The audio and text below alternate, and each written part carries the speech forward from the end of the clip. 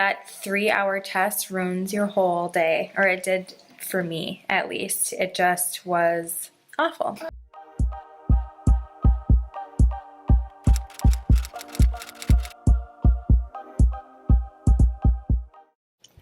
Hello. So, good morning. Today I have to go into the doctor and take the 3-hour glucose test.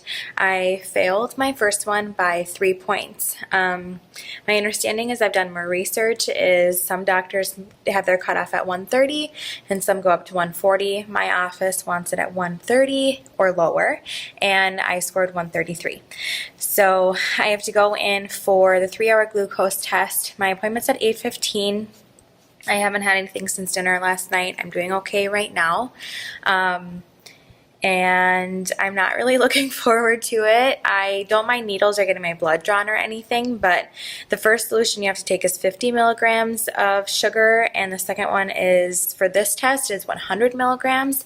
And the first one I didn't like, so I can't even imagine what this one is going to be like. And the other thing is I cannot leave my doctor's office. I have to sit in the office for 3 hours, and then they have to draw my blood every hour. So they'll draw my blood, I'll take the drink, they will draw my blood in 1 hour, at 2 hours, and then at 3 hours, and then I will have my results later.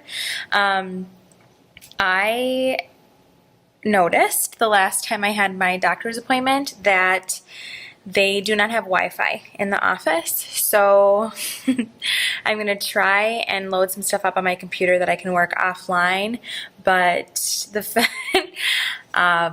it's not like the worst thing in the world to not have Wi-Fi, but I feel like I have to prep for it, because sitting there for 3 hours, not being able to move or get up or go around or go and come back is going to be kind of a pain in the butt. So I feel fine about having to take the test. As I've done my research, there's really nothing I can do or have done to cause it. It just is the way my body works and the way your placenta is working as well. So hopefully with this test we'll get more answers and just do the best we can. I am 30 weeks and 2 days at this point, so far enough along. I would really only have to do maintain it for 10 weeks, which isn't that long in the grand scheme of things. So, and that's if I have it. We'll see how this test turns out. So I'll take you along with me. I'll film as much as I can today, and then I'll check in with you as well. Well, I feel absolutely awful, and I failed in such a way that I threw up, because the drink was not sitting well in my stomach. It's 100 milligrams of sugar that you have to drink in 5 minutes. And I lasted 57 minutes. So I got my first draw and then drank the drink, and was 3 minutes away from getting my 1 hour draw before I had to run to the bathroom. So I have to go back and do the test again, which I am really not happy about. And I'm really disappointed that I couldn't keep it down, but then I'm also really frustrated that I'm being made to drink something that my body can't tolerate. So to try and force myself to keep it down is just, I understand it's testing for gestational diabetes, but also at what point it's just really frustrating. So today's Thursday. I have an appointment on Monday to go back, and I will be doing the food alternative. She said, the nurse told me it's 2 grape juices and then 3 Twizzlers that I'll have to eat and then keep down. So it's the same amount of sugar, it's just in a different form. And she said they could have me lay down rather than just be in the waiting room. So there were a couple of things I think that contributed to me not being able to keep it down. Just being really sensitive at that point to really anything that was moving, because it feels awful. Drinking that much sugar on an empty stomach just feels awful. Like, I was on the verge of puking the entire time. I was doing everything I could not to puke. But there was a man that came in that had heavy cologne on, and then there was a toddler with her parents, and she was twirling and spinning until she was falling down, which made me nauseous. And then at one point I got up and just moved seats so I could see the TV a little bit better, because I couldn't even bring myself to like read what I had brought in my bag. And I had to refill my water, and I had ice cold water that I brought from home, but the water that they had there to refill was like lukewarm, and apparently she said that could have contributed to it as well, because they want you to have ice cold water to drink and just little sips of it rather than big gulps. So I'm really not happy. That's the update for now. I am in the drive-thru for Starbucks. I'm just gonna get some of their just egg bites so I have some protein and a nice light breakfast. And then I'm just gonna walk around Target, try and feel a little bit better. So that's it. So a little update.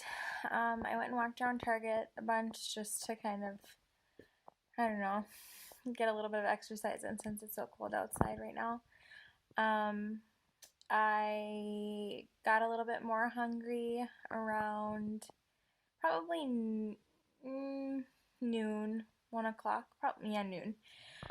So I went out for lunch, and I just had like a Mexican meal, nothing with sugar in it, pretty bland in terms of that, more spicy, but I like spice anyways.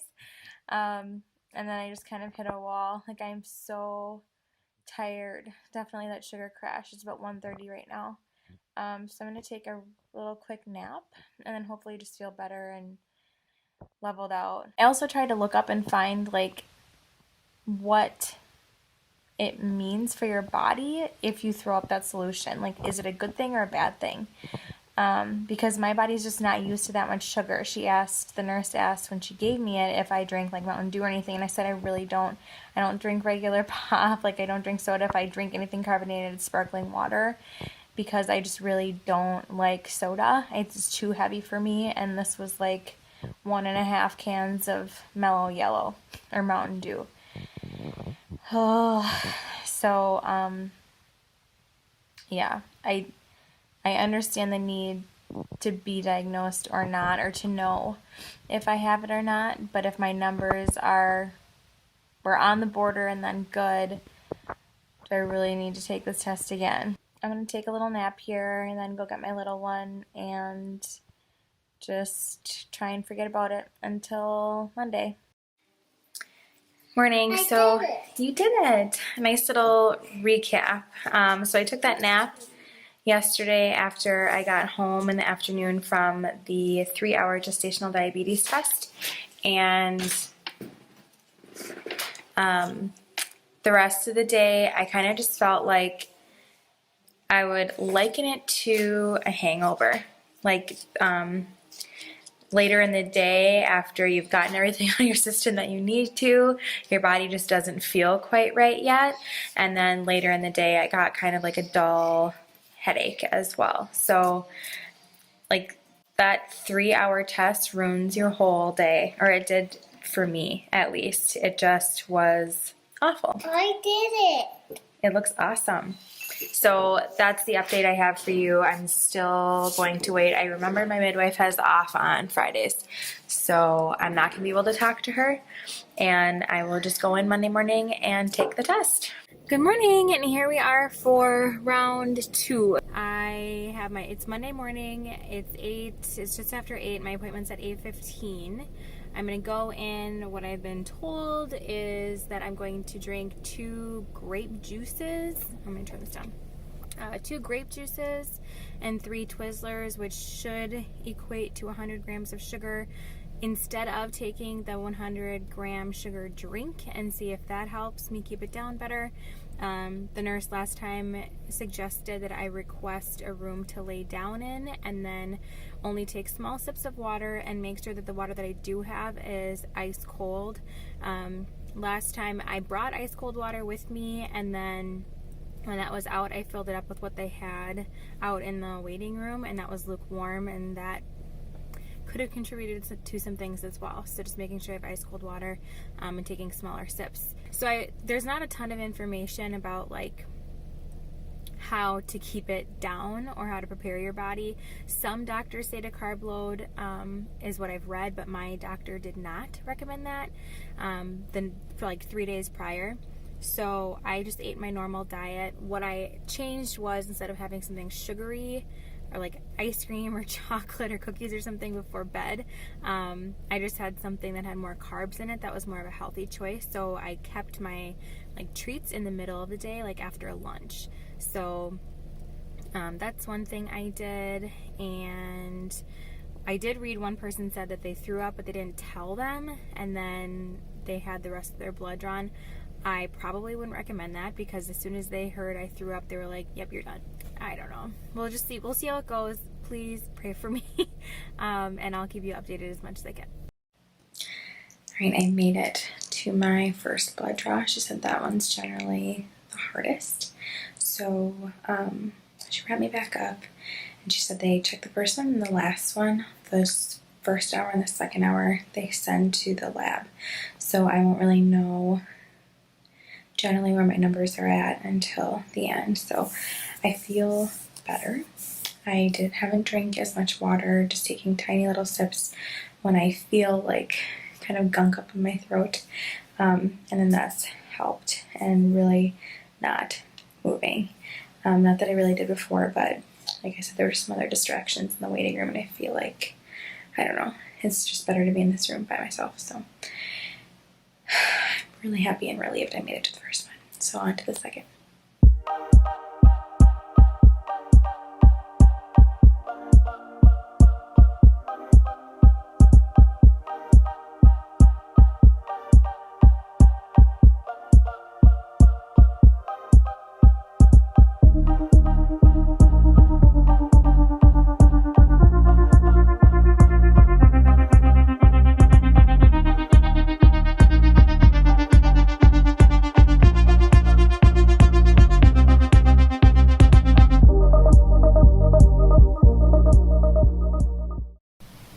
I just got my third blood draw, feeling hungry, which I feel like is a good sign.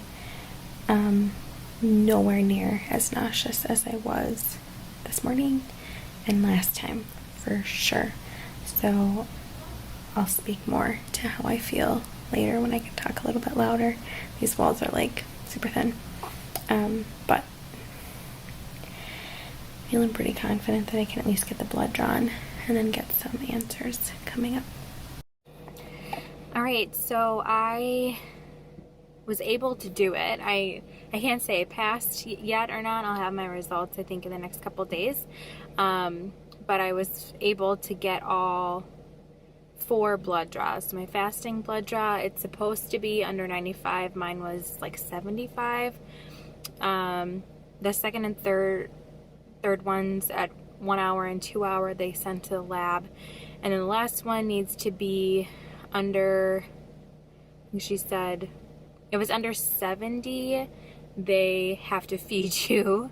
And then I looked up online, it just needs to be under 140. Over 140 would be abnormal, and mine was at 80. So relatively low, but not too low. I think a couple of things helped. First of all, what I had for dinner last night later was venison fried rice, and having that right before bed I think helped just, I don't know, have a little bit more in my stomach, because the time before I didn't eat after dinner at like 5 or 6, so my stomach was emptier for longer.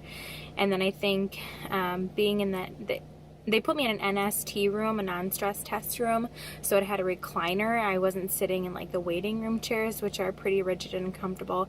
I wasn't then distracted or by like smells or anything like that, or girls twirling around. I mean, as lovely as it is, it just like made me really dizzy. And then having that cold water and only taking tiny little sips. Like last time I had this bottle, it's 15 ounces, and I drank like 1.5 before my first hour test, and I still have probably a third of it left after the 3 hours. So excuse me, I felt like my mentality was maybe I can just like flush all of it out and get it out of my body, excuse me, and get it out of my body faster by drinking a lot more water. But this time I tried not to do that, and it helped. So those are the things that I think helped pass my test, or at least like be able to keep it all down. I will know very soon or shortly if I actually did pass the test and whether or not I have gestational diabetes. If I threw up during this one, she said they would just treat me as I had gestational diabetes, regardless. And she said they wouldn't have me take insulin, they would just have me like check all the time, and so like poking my finger and everything, all of that, and then monitoring with food or my nutrition, making sure I have a good diet. So thankfully I at least was able to get those draws, so I'll know for sure whether I do or don't. I'm feeling pretty confident I don't, but we'll see if those are famous last words. I'm going to go get a burger now because I'm hungry, and something with protein and carbs to kind of soak up all that sugar will be good. So quick update after lunch. I went through McDonald's drive-thru and I had a Big Mac because I was really hungry. I read that some people that made feel sick. I feel fine. I actually still feel hungry. I ended up having, well, on my way home, I had one bag of these chips. They're the popcorners here. Yeah. We just got them from Costco the other day. So I had one of those on the way home, and then after my burger I still felt hungry, so I had another one of those, and just been drinking a lot of water, but I definitely feel tired, and it's right around 1 o'clock, and I remember feeling this last time too, even though like I threw up. It was about that 4.5 hour mark after the test that I just could not keep my eyes open anymore. I feel a slight headache coming on as well. And that's kind of like how I felt towards the end of the night on Thursday. I just felt like I was hungover. Like I had the lingering feeling of being sick. And my body just not feeling quite right. So I'm anticipating that. Overall, I do feel better than I did last time, but I mean, it's still not great. It's not fun. So I'm going to lay down. I'm going to take a nap. The unfortunate part of all of this is that the test is so debilitating because you have to sit in the office for 3 hours. You have to go in the morning, and then you like shove everything in your mouth that you can because you're so hungry, and then you're so tired at like in the middle of the day. So like today I'm on winter break and I had the day totally off already, and instead of getting to spend that time with my daughter or do something fun or for myself, like I would even love to just like go walk around and go shopping. I don't have the energy for it. So it really is a debilitating test. It's something that you should plan on having the whole day off for if you can, because you're just kind of useless and you just feel really crappy. So having the freedom to just be at home, rest, eat what you can, and take care of yourself really is the most important thing at this point. All right, so I just woke up from a nap. I feel okay. I just got a call from the doctor. My dog in. It was actually from a nurse, and I passed. I do not have gestational diabetes. It's a big relief. While I'm really happy to get that news, I feel like it took a lot to get there, so it's even more of a relief. But I'm happy I could share my experience with you and just let you know what helped for me, because it is really scary. While I would have had to really make adjustments for like 7 to 9 weeks, which doesn't seem like a big amount of time. If I would have had to like prick my finger and keep track of numbers and adjust my diet, it would have been a lot of work as well.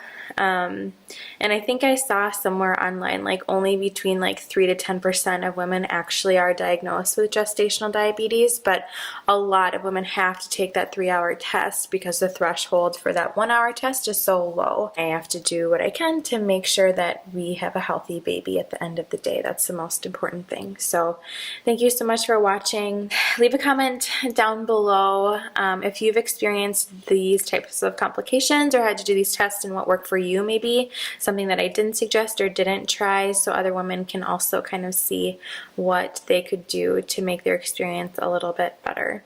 So thank you so much and have a great rest of your day.